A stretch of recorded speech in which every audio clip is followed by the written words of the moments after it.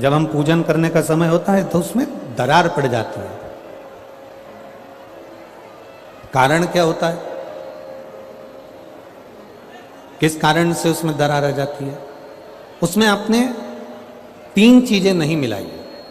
मिट्टी तो आप लाए हो पर उसमें 3 चीजें नहीं मिला पाए। एक, पहले नंबर पर है माखन या गाय का घी या दूध। इसमें से एक चीज जरूर मिला मिट्टी में। दूसरी, भस्म, थोड़ी सी भस्म यदि आपके पास में है। भस्म से मतलब होता है अलोना गोबर। अलोना गोबर जानना है आपने?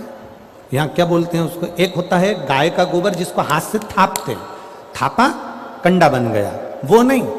अलोनी गोबरी, गाय ने पौटा करा, वो सूख गया, उसको उठाया, जलाया, उसकी भस्म तैयार करी। वो भस्म शिवजी पे समर्पित होने वाली वो भस्म उस मिट्टी के अंदर डाली जाए। अलोनी गोबरी की जो भस्म होती है, गाय जो पोटा करती है और वो गाय का जो गोबर होता है वो सूख जाता है। सूखने के बाद जो उसकी भस्म होती है वो भस्म बड़ी काम की होती है। उसको जब जलाते हैं और जलाकर उसकी भस्म बनाते हैं तो वो बड़ी काम की रहती है, बहुत काम। हम तो यहां तक कहेंगे जिस नारी के बच्चादानी के अंदर अगर गर्भ में गांठ हो गई है या बच्चादानी के अंतर्गत कोई भी परेशानी उसके जीवन में आ गई है कि डॉक्टर बोल रहा है कि आपकी ये ऑपरेशन कराना ही पड़ेगा, तो हम इस निवेदन को जरूर करना चाहेंगे कि प्रयास करिएगा। देसी गाय जब गोबर करे, पौटा करे और वो सूख जाए, वो सूखा हुआ जो गोबर का पोटा रहे सूखा हुआ, उसको जलाकर उसकी भस्म तैयार कर कर देवाधिदेव महादेव को समर्पित कर कर उसको उठाकर डिब्बी में रख लीजिए। एक डब्बी में उसको रख लीजिए और उस भस्म को सोमवार के दिन से लेकर 7 दिन तक लगातार थोड़ा थोड़ा सा उस भस्म को अपने उदर पर त्रिपुंड का भाव, उस भस्म से त्रिपुंड का भाव कि मेरा महादेव मेरे गर्भ की रक्षा करेगा, त्रिपुंड का भाव, और उसी भस्म को मुख में थोड़ा सा लेकर देवाधिदेव महादेव के चढ़े हुए जल का आचमन करिए। जो गर्भाशय में जो भी तकलीफ होगी मेरा देवाधिदेव महादेव उसको अच्छा कर दे। गर्भस्थ तकलीफ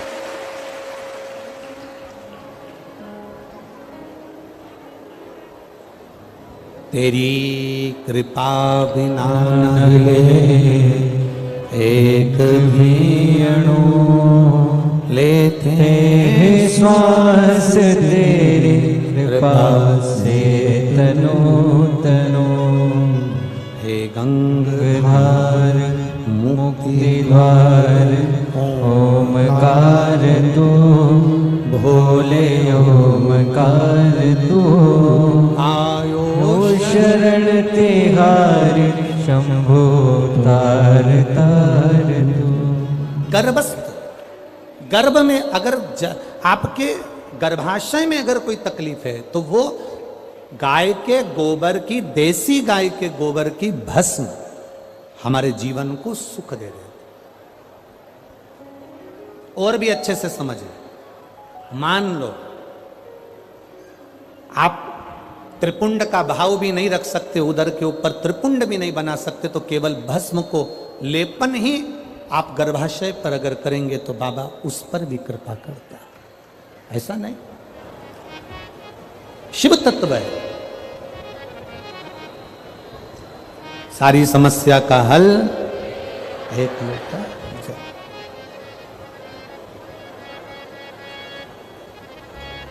ये मानव की जो देह है ना, ये बड़ी विचित्र देह है। बचपन में होमवर्क लेते हो, होमवर्क करते हो, जवानी आती है तो होम लोन लेते हो, और बुढ़ापा आता है तो अलोम और विलोम करते हो। ये एक अवस्था है हमारी, ये हमारा जीवन की एक श्रृंखला है, ये हमें करना है। हम करते। शिव तत्व कह रहा है, भगवान शंकर का पावन चरित्र कह रहा है।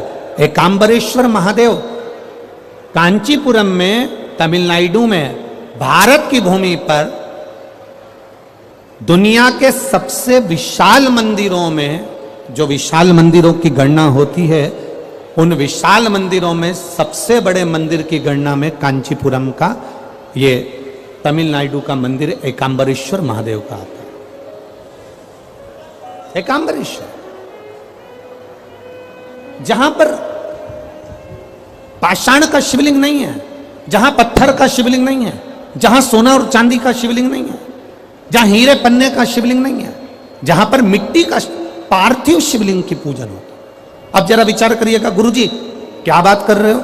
ये पार्थिव शिवलिंग, मिट्टी का शिवलिंग, जहां एकांबरेश्वर महादेव के मंदिर में पूजा जाता है, वहां क्या वो शिवलिंग मिट्टी का फटा नहीं होगा? क्या उसमें दरार नहीं पड़ी होगी? क्या वो मिट्टी का शिवलिंग बेकार नहीं हुआ होगा? हम जब पार्थिव शिवलिंग का निर्माण करते हैं, तब उस समय उसमें हम बहुत से पदार्थ डाल देते हैं। आप कुछ डालें ना डालें, दो चीजें मिट्टी के अंदर अवश्य डालें, एक मक्खन या दूध या गाय का, जम के बोलो, घी, और दूसरा भस्म। ये दो चीजें क्यों डालना चाहिए? कि शिवलिंग अच्छा बनेगा, शिवलिंग पक्का रहेगा, दरार नहीं पड़ेगी, उसके लिए डालना चाहिए क्या? ना ना ना ना। पार्थिव शिवलिंग का निर्माण करने वाले दो चीजों का स्मरण अवश्य रखें।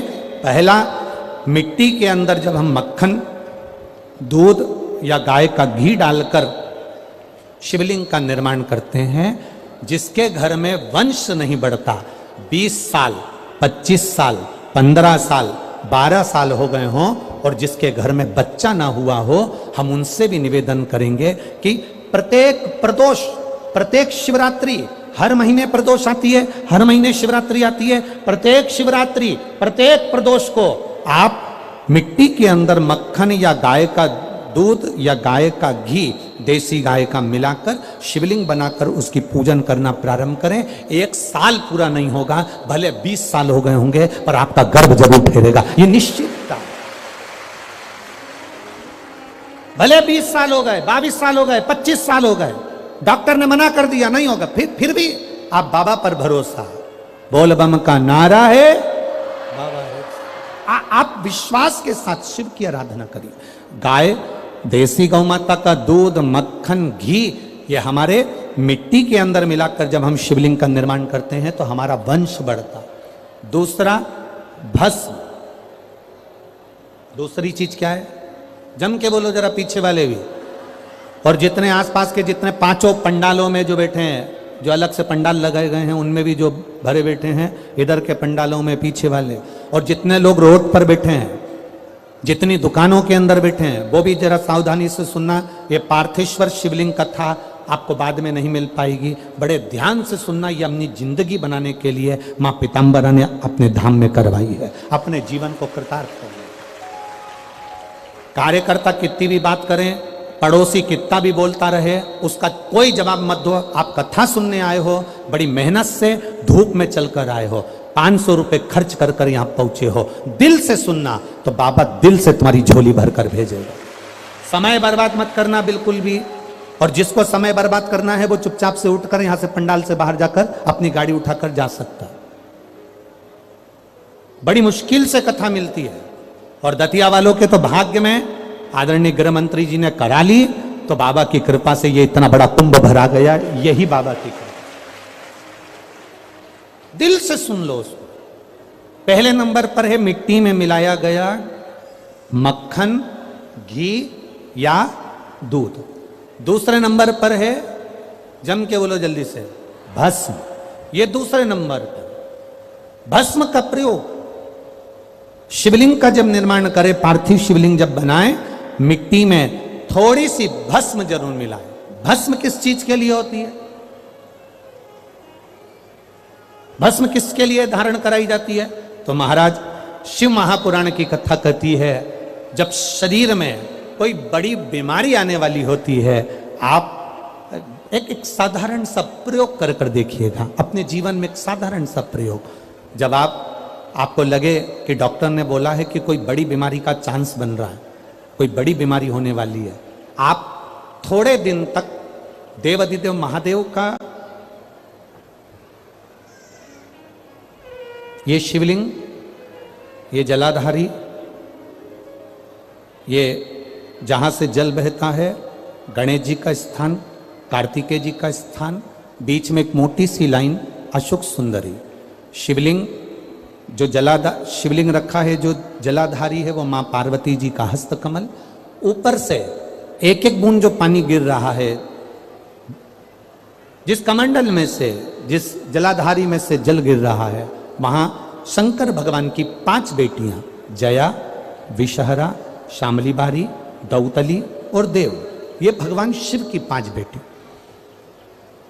जब आपको लग रहा है कि मेरी जांच होने जा रही है, जब आपको लग रहा है कि मुझे डॉक्टर को दिखाने जा रहे हैं, मुझे लग रहा है कि कोई बड़ी बीमारी ना निकल जाए, अल्ट्रासाउंड करा रहे हैं, एक्सरे करा रहे हैं, उससे पहले घर में अगर थोड़ी सी भस्म रखी है, उस भस्म को जब आप जल चढ़ाने के लिए शिव जी के मंदिर में जाओ, हॉस्पिटल में दिखाने के लिए जांच कराने जाओ, उससे पहले एक काम जरूर करना, शंकर भगवान का जहां शिवलिंग रखा है, उस शिवलिंग के पास में भस्म का लेपन कर कर देवाधिदेव महादेव पर 1 लोटा जल समर्पित कर कर उसी भस्म को अपने कलेजे पर, अपने हृदय पर लगाकर देवाधिदेव महादेव का पंचाक्षर मंत्र नमः शिवाय, षडाक्षर मंत्र ओम नमः शिवाय या श्री शिवाय नमस्तुभ्यम बोलकर फिर आप जांच के लिए चले जाओ।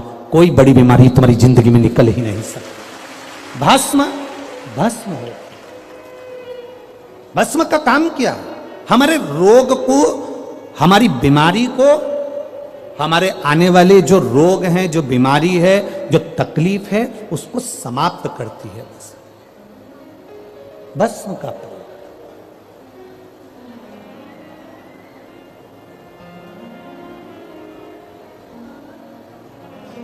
शिवलिंग का निर्माण कर रहे हो, पार्थिव शिवलिंग का, उसमें थोड़ी सी भस्म हमारी बीमारी को हर लेती है, थोड़ी सी भस्म हमारी तकलीफ को हर लेती है। भस्म का प्रयोग। चपटी भभूत में है खजाना कुबेर। शिव के शरीर से, भगवान देवाधिदेव महादेव के तन से लगी हुई भस्म साधारण नहीं है। भस्म को चढ़ाने वाला भी साधारण नहीं होता और भस्म को लेने वाला भी साधारण नहीं होता। शंभु शरण पड़ी मांगो घड़ी रे घड़ी दुख काटो दया दर्शन आपो।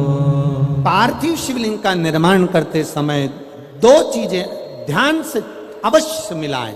पहला माखन, घी, दूध, दूसरा भस्म, दूसरा भस्म। भस्म धारण भी करना चाहिए।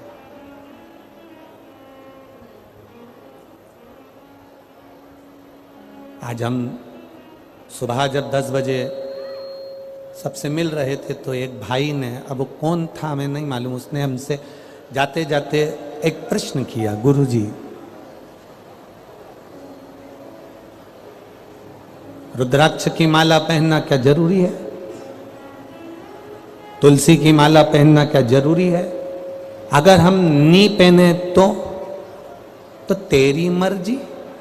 उसमें हम क्या, नहीं पहने तो वो तेरी मर्जी। हमने उस समय तो उत्तर नहीं दिया, पर हम आपसे इतना सा निवेदन करना चाहेंगे, यहां बहुत सारे, ढेर सारे कुत्ते घूम रहे हैं।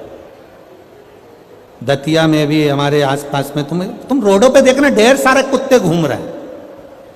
उसमें एक कुत्ता ऐसा होता है जिसके गले में पट्टा डला होता है, तो पट्टा डला हुआ कुत्ता लगता है कि इस कुत्ते का कोई मालिक है।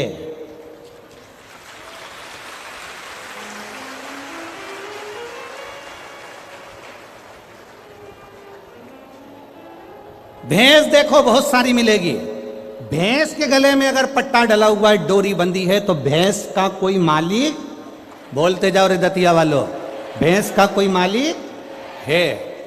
ढेर गाय घूम रही है, पर जिस गाय के गले में रस्सी बंधी है, डोरी बंधी है, पट्टा डला है, तो गाय का कोई मालिक है। और तुम्हारे गले में अगर रुद्राक्ष या तुलसी की माला है, तो तुम्हारे शरीर का भी कोई मालिक है। और नी पहनो तो ढेर घूम रही है, उसमें कोई विशेष वाली बात नहीं। इस शरीर का मालिक कौन? जिसके गले में रुद्राक्ष नहीं होता, जिसके गले में तुलसी की माला नहीं होती, वो लावारिसों की गिनती में आता है। वो मालिक नहीं होता उसका, वो लावारिस की गिनती में आता है। तुम्हारे गले में एक रुद्राक्ष होना चाहिए, एक रुद्राक्ष की माला हो या तुलसी की माला हो, तो तुम्हारे इस शरीर का आखिरी में मालिक वो मेरा देव अधिदेव महादेव या मेरा राम या मेरा कृष्ण या मेरा नारायण होगा। इस शरीर का मालिक। वो छोरा यहीं बैठा है, मैं उसको देखूंगा नहीं, बस निवेदन करूंगा कि आप उस माला को पहन सकते। आपका मालिक कौन है? कौन?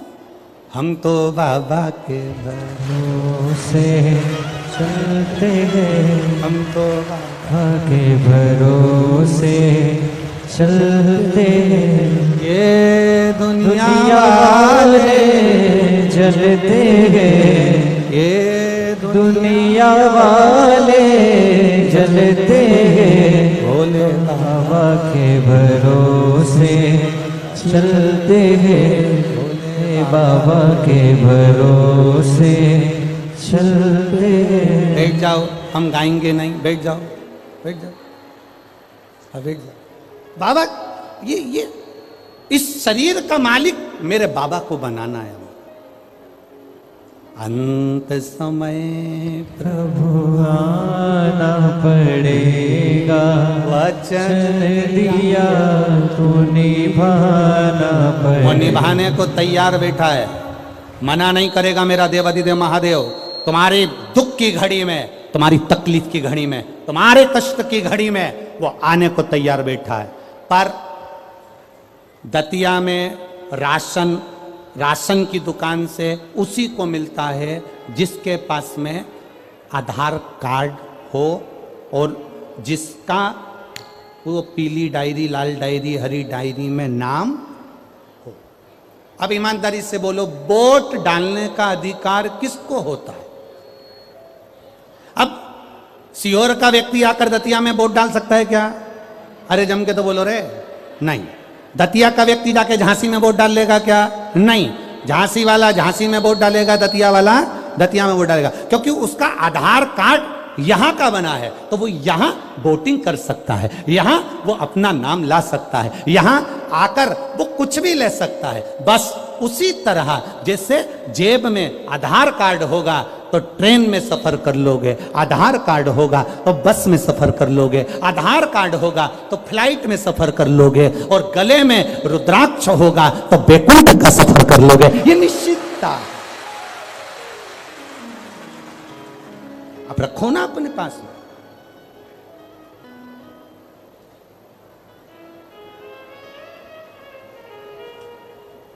सोने की माला और रुद्राक्ष की माला में एक ही अंतर है। सोने की माला रात को मरोगे, इतना घूंघट डाल डाल के रो रो के निकाल लेंगी।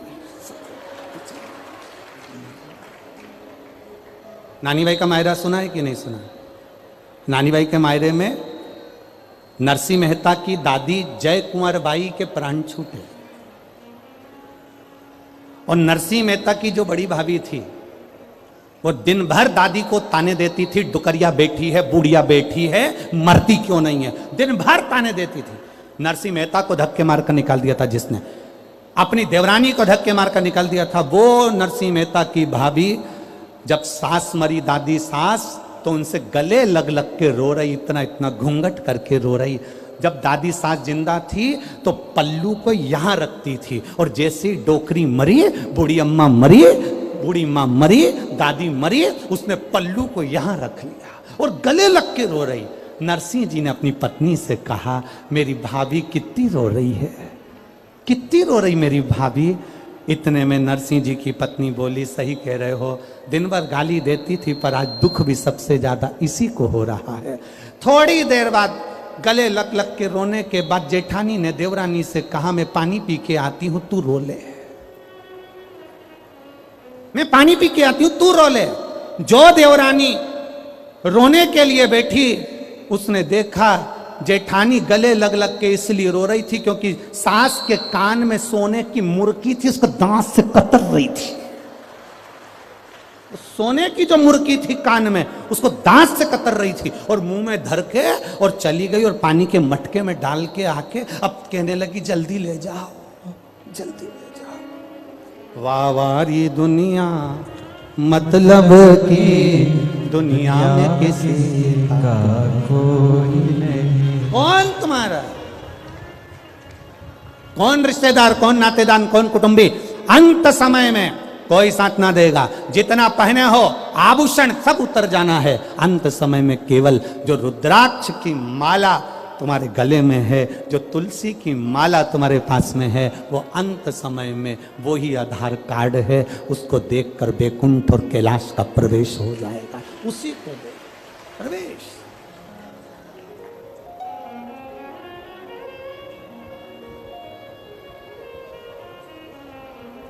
सोने की चेन गले में होगी तो चोर की नजर होगी। आप बहुत सुंदर होगे तो लुच्चों की नजर होगी। और गले में अगर रुद्राक्ष या तुलसी की माला होगी तो मेरे महादेव की नजर होगी। ये निश्चितता है, निश्चित। बोल बम का नारा है। आपके गले की माला, आपके गले का पड़ा हुआ एक रुद्राक्ष आपको परम धाम तक लेकर जाएगा, शिव तत्व तक लेकर।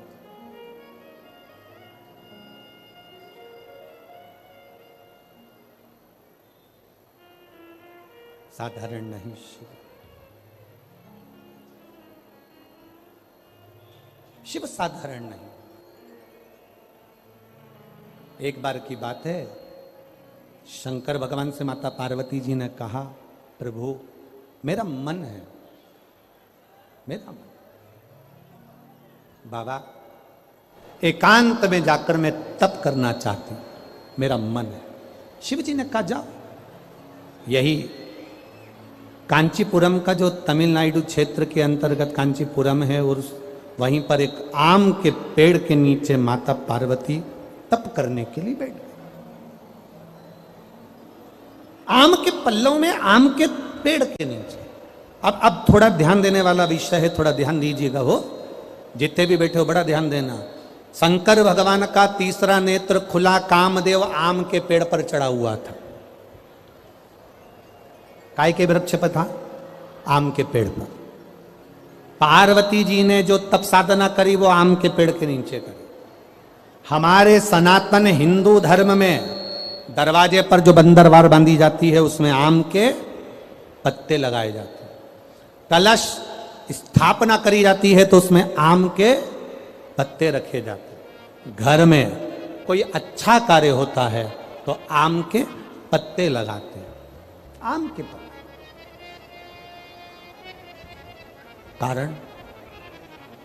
कारण क्या था? केवल एक कारण। देवादिदेव महादेव ने जब कामदेव को भस्म करा, उस समय पर भगवान शिव का नेत्र कामदेव पर पड़ा, कामदेव भस्म हुआ। आम के पल्लव में छुपा था, आम के पल्लव में। आम का वृक्ष भी उस समय पर कामदेव के भस्म होने पर जलने लगा, तड़पने लगा, चिल्लाने लगा। आम के पल्लव में से आवाज आने लगी, बाबा बाबा बाबा कहकर जब पुकारा, बाबा बाबा कहकर पुकारा, 2 बार आम के पल्लव ने कष्ट होने पर हर हर कह दिया। क्या बोला है? जम के बोलो जरा। हर हर। केवल 2 बार आम के पल्लव ने बोलना चाह रहा था, मैं हरा भरा हूं, हरा हरा हूं, और आपने मुझे जला दिया। हर हर बोला, शिव जी की दृष्टि पड़ गई। भोलेनाथ जी ने कामदेव भस्म होकर जमीन पर गिरे और आम के पल्लव को, आम के वृक्ष को शिव जी ने भस्म होने से रोक दिया और कहा, सुन आम के वृक्ष, आम के पल्लव, तूने हर हर कहा है, इसलिए तेरे को मैं भस्म नहीं करूंगा। तेरे ऊपर आने वाली जितनी बाधाएं होंगी वो सब नष्ट कर दूंगा। आम के पल्लव ने कहा, प्रभु मुझ पर आने वाली बाधा अगर आप नष्ट कर रहे हैं तो मुझे वर दे दीजिए नाथ, ऐसा वर दे दो जिसके दरवाजे पर, जिसकी पूजन में, जिसके द्वार पर आम के पल्लव बंधे होंगे उसके घर में कभी दुख प्रवेश ना करे, ये वर दे दीजिए।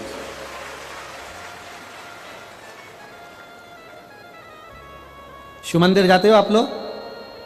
सब लोग जाते हैं? हफ्ते में एक बार का नियम बना लो, मुख से बोलने का, हर हर। ज्यादा बार नहीं बोलो तो हम तो पहले बोलते थे, ऐसा नहीं कि हम कथा में नहीं बोलते थे, हमारी आदत थी, हम पहले कथा में बोलते थे, दीन बंधु दयालु दया कीजिए, जो दोनों हाथ उठाकर हर हर महादेव नहीं बोले उसको उठा लीजिए। हम ऐसा बोलते थे, हमारी आदत में था और लोग हाथ उठाकर बोलते थे। पर कई लोगों ने पत्र लिखे कि गुरुजी आप कहते हो कि हर हर महादेव बोलिए, नहीं तो भगवान उठा लीजिए। हम केवल इतना सा कहना चाहते हैं कि आप ऐसा बोलना बंद कर दो, क्योंकि हम हेडफोन लगा के कथा सुनते रहते हैं और गाड़ी चलाते रहते हैं।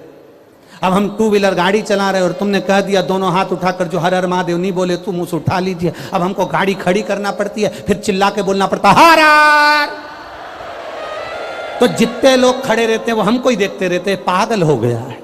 इसलिए महाराज जी निवेदन है कि तुम ये कथा के बीच में हर हर महादेव बोलना बंद करो। इसलिए हमने तब से थोड़ा सा लोगों के भाव देखकर, बेचारे टू व्हीलर वालों को, क्योंकि वो गाड़ी चला रहा है और फिर वो उसको देखकर, इसलिए थोड़ा बंद। पर आप बोल सकते हो, आपको बोलने की मना नहीं है।